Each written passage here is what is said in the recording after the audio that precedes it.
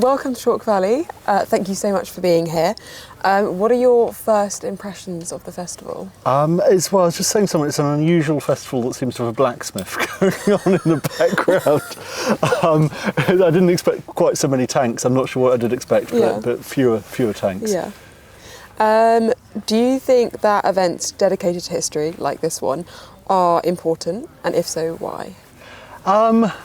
Look, yeah, everyone, I mean, I suppose you can easily get sort of too grandiose about the importance of history and learning lessons, and a large part of it's entertainment. I think a lot of people like to know about the past, and this is a lovely place to do it, so why not? Yeah.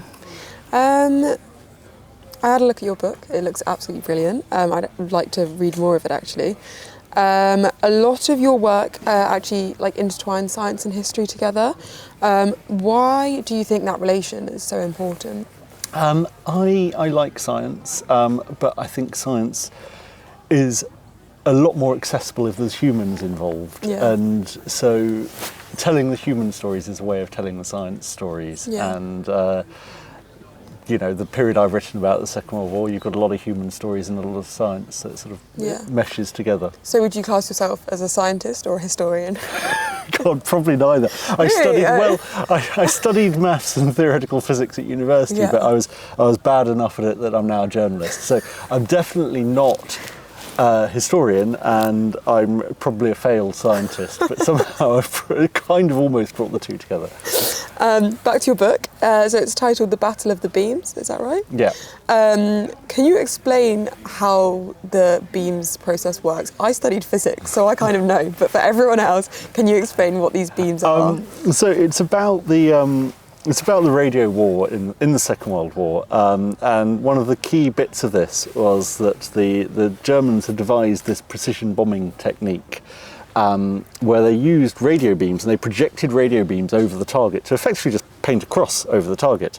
The way they did it was really clever, because radio waves are just light waves, and they spread, like if you've got a torch, if you hold out a torch, it spreads in a cone, so you can't follow a torch. And what they got was two radio beams, and they got them to just graze, and one of the radio beams was dots and the other one was dashes, and so if you're in the dashes bit you need to turn right, if you're in the dots bit you need to turn left, and if you were right in the middle the dots filled the dashes and you heard a continuous note, so you knew that you could go along it, and that's how they got this really thin beam that could go over the target. So it's like locating things with beams? Yeah. What inspired you to write on this subject area? Because it's very niche. I've not really heard of it before. It is a bit. I think it's a sort of slightly undertold story of science in the Second World War. It's also, as it happens, my grandparents met whilst being radio scientists in the Second World War. They were working on radio navigation systems, and it was this. I didn't find out much more about them. I mean, most people didn't talk about the radio war, but it was this family connection that made me think, yeah, this is a fun thing to talk about. And also, it was during the pandemic, I was covering COVID for the Times, and this was something that was it just wasn't viruses. It was really nice. So the growth and sophistication of science clearly escalated massively during the Second World War. How much of a role did the development of science actually have in the war's outcome? It was huge in the sense that, as you say, there were massive advantages, a bit like in COVID where we saw massive advantages in, vaccines and genetic sequencing and stuff. There was computers, there was nuclear power, nuclear warfare, there were rockets, and there was radio. How much did it change the outcome? I mean, in radio, probably not, simply for the reason that both sides were doing it. It was an arms race where they were matching each other toe to toe. It wasn't like nuclear where there was this one great advance that just ended things.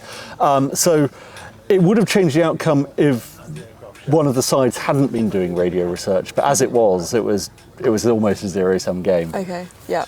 All right, thank you so much for answering my questions. I look forward to seeing your talk later as well. Fabulous, thank you very much, Sedona.